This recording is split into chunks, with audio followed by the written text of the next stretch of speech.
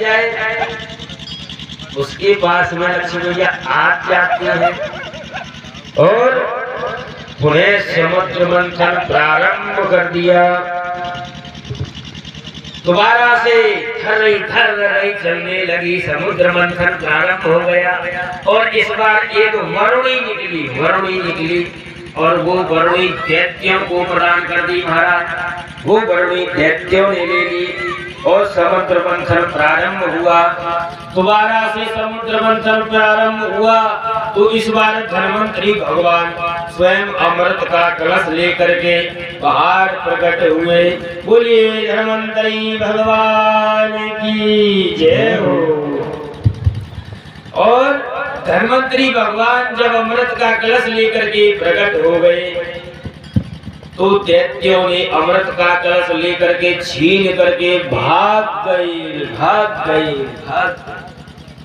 जब दैत्य लोग अमृत का कलश लेकर के भाग गए तो देवता लोग तो टेंशन में पड़ गए महाराज। अरे प्रभु ये क्या हो गया, इसी के लिए तो सारी मेहनत की जा रही थी और यही निकल करके आया तो ये दुष्ट लोगों से लेकर के भाग गए।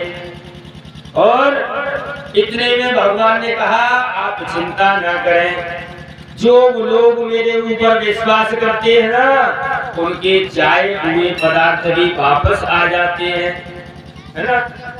गया हुआ पैसा भी वापस आ जाता है जो भगवान पे भरोसा करते हैं, है ना।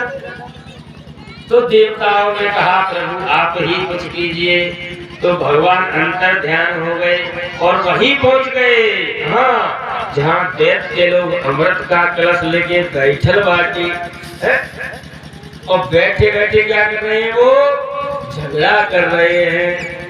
अहम पूर्वम नत्वम, तू नहीं पिएगा, मैं पहले पीऊंगा, मैं ज्यादा बलवान हूँ, पहले मैं पीऊंगा।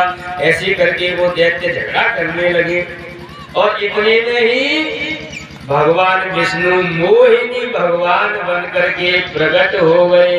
बोलिए मोहिनी भगवान की जय हो।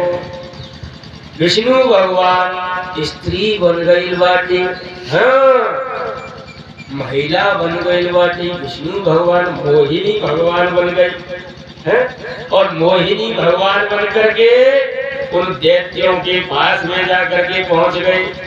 कमल का फूल घुमाते हुए उन दैत्यों से जाकर के कहने लगे आप कौन हैं, आप कहाँ के रहने वाले हैं और आप यहाँ क्या कर रहे हैं।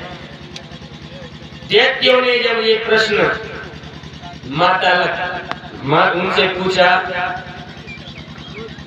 मैया से जब मोहिनी भगवान से जब ये बात कही कि आप कहाँ जा रही हो, तो मोहिनी भगवान बोले आप हमसे क्या मतलब, आप कौन होते हैं पूछने वाले।